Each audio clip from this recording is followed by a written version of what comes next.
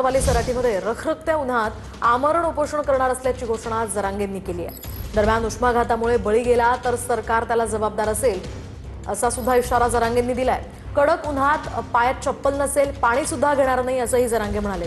तर मुदत देऊन उद्या 10 महिने पूर्ण होतील, आता चर्चा नको असंही जरांगेंनी म्हटलंय।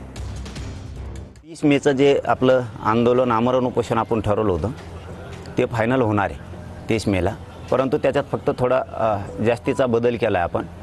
ते आमरण उपोषण आपण फॅनमध्ये, सावलीत, मंडपात बसून आपण ते काय आणखीन सुविधा करून करत होतो ना। समजा सगळे तसंच करतात, मीच नाही तर सगळेच तसं करतात। मला अंतिम टोकाचं आणि कठोर आमरण उपोषण करायचं आहे। रखरखत्या उन्हात मी हे उपोषण बास टाकून करणार आहे।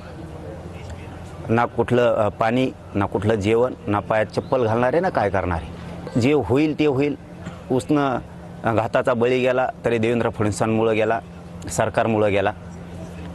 कितीही जीवाची लाहीलाही झाली तरी हरकत नाही आहे, कारण माझ्या समाजाच्या लेकरांच्याच आयुष्याचा उन्हाळा झाला आहे। तर आपण आपली का कदर करायची। ते उन्हात कुठंही होईल, ते जंगलात होईल, रानात होईल, ते कुठंही होईल, परंतु ते खूप कडक आणि त्या रखरखत्या उन्हात ते आमरण उपोषण होणार आहे।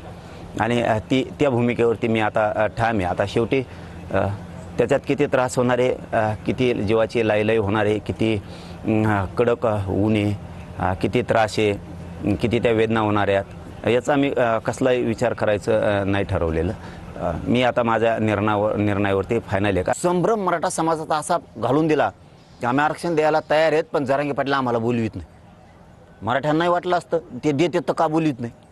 17 तारखेला तुमच्या मीडियाच्या बांधवाला सांगितलं, ये बाबा दे ना। आता मला वाटतं याच्यातून किमान प्रसाद लाड साहेबांचे डोळे उघडतील असं मला वाटतं। मला त्यांना टार्गेट करायचं नाही, त्यांना दोष द्यायचा नाही, कारण त्यांनी सांगितलं की मी मराठा आहे म्हणून दोष द्यायचा नाही। पण डोळे उघडले असतील मात्र एवढं खरं की तो हा देवेंद्र फडणवीस किती कलाकार आहे। सन्माननीय विखे पाटील साहेब, सन्माननीय एकनाथरावजी शिंदे, सन्माननीय उदयजी सामंत यांच्याशी देखील या विषयावर चर्चा झाली आणि मला वाटतं की त्यातून निश्चितपणे जे अपेक्षित उत्तर आहे ते जरांगे पाटील साहेबांना मिळेल।